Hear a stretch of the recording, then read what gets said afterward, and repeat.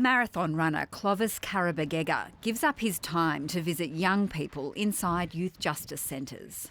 The whole philosophy for me is just to give back to the community. Clovis wants to inspire the young people he meets in detention to strive for a better life.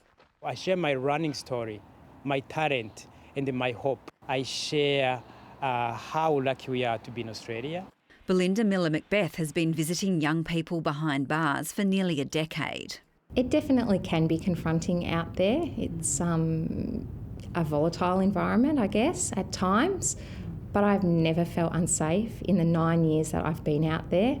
Children's Commissioner Liana Buchanan says more independent visitors are needed to help improve conditions inside youth justice.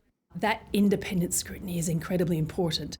There have been more than 1,000 assaults of staff and young people at the Malmesbury Youth Justice Centre in 5 years.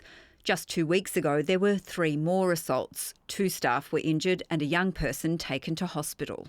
Overall, I don't think we've got the right mix in the youth justice centres of staff, of different disciplines, of different skill sets to bring the right sophistication to working with those young people. But recruiting and retaining youth justice workers is an ongoing challenge.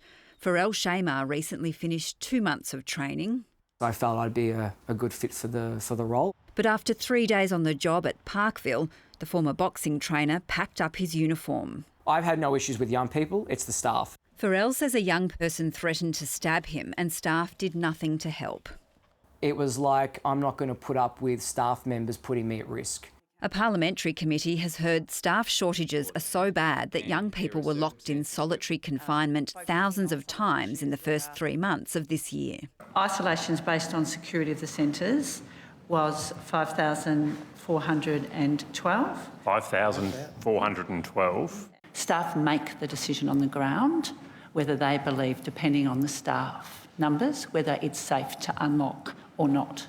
The Department of Justice says those numbers represent a significant improvement. In the first 3 months of last year, young people were isolated due to security reasons more than 10,000 times. In April, 4 young people seriously assaulted 2 senior managers here at the Malmesbury Youth Justice Centre.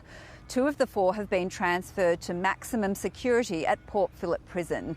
It's the first time in a decade a 16-year-old is being held in adult jail. The young men have blamed their actions on frustration at being locked down. There are not enough staff to come on site to open up the units and safely operate the centres in the way everyone wants them to be operated. The Department of Justice says isolations are used as a last resort and staff retention rates have improved in the past 2 years. Josie Taylor, ABC News.